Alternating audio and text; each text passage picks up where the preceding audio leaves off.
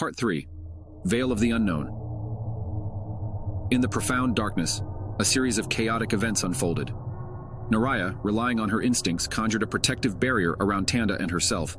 Draco, though startled, reached out blindly for anything that could be used as a weapon. And Lysandra, ever the matriarch, channeled her energy towards the intruder. The hooded figure, sensing the resistance, laughed, a chilling, hollow sound that seemed to echo from another time. "You cannot stop me, Lysandra," it whispered. The voice was familiar, but twisted, like a memory distorted. Tanda, trembling within Naraya's protective sphere, whispered, "Who is that?" Before Naraya could respond, Lysandra shouted, "Show yourself!" The hooded figure obliged. Lowering the hood, the face revealed was a shock to Lysandra. It was a visage from her past, someone she believed was gone forever. "Elara!" Lysandra gasped. Elara had been her childhood friend, and the two had studied the mystical arts together. But a divergence in their beliefs had led them down different paths, culminating in a tragic accident that Lysandra believed had taken Elara's life. But here she was, alive, yet transformed. Her once kind eyes now glowed an eerie green, and her face was etched with scars and signs of dark magic. Elara smirked. "Surprised to see me, old friend. You thought I was gone, but the dark arts have their ways of preservation." Lysandra replied, her voice a mix of anger and sorrow. "What do you want, Elara?" Elara's gaze shifted to the shattered vase. "That was just the beginning. I want the Book of Shadows. With it, I can access powers untold and reshape Sleepy Hollow as I see fit." Naraya stepped forward, her voice firm. "That book is our family's legacy. We won't let you have it." Elara laughed again. "You think you can stop me? I've tapped into powers you can't even fathom." It was Draco's turn to intervene. "Enough of this." He lunged at Elara, makeshift weapon in hand.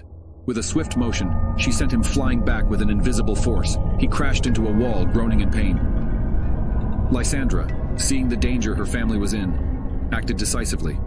With a swift incantation, she conjured a blinding light that filled the room. When the light faded, Elara was gone. The family rushed to Draco's side, helping him to his feet. He was dazed but alive. "We need to move," Lysandra declared. "She'll be back, and we need to be ready." In the heart of the forest surrounding Sleepy Hollow, there lay a hidden glade known only to the eldest witches of the town. This sacred space, protected by ancient spells, was where Lysandra led her family. Here, she believed, they could strategize without the threat of Elara's sudden intrusions. In the center of the glade stood an old stone table, upon which Lysandra placed the Book of Shadows. The table was surrounded by 4 stone benches, representing the 4 elements: earth, air, fire, and water. They all sat, the weight of the situation heavy on their minds. Lysandra began.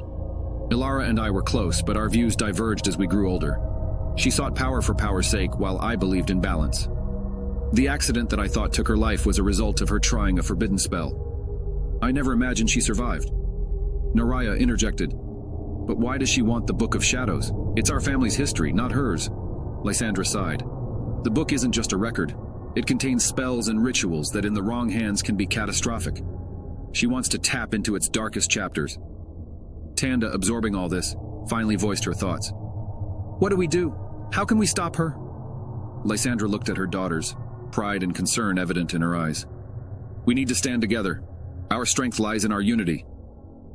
Draco, still nursing his bruises, added, "And we'll need allies. Sleepy Hollow is filled with beings and entities that owe your family favors. We should call upon them." Naraya nodded in agreement. "We should also set up traps and defenses, should Elara decide to attack again." Days turned into nights and nights into days as they prepared. Under Lysandra's guidance, Naraya and Tanda practiced and honed their skills. They set up wards, communicated with spirits, and forged alliances.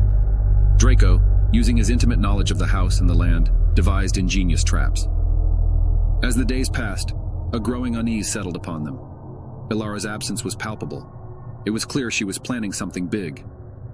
One fateful night, as the moon stood high in the sky, a scream echoed through the glade. Racing to its source, the family found a raven, a messenger bird of the witches, lying injured. Tied to its leg was a note. Lysandra carefully unfolded the parchment. Her face went pale as she read its contents. "Elara challenges us to a duel," she whispered. "In the very heart of Sleepy Hollow during the witching hour, and she promises that if we don't show up, she'll unleash chaos upon the town."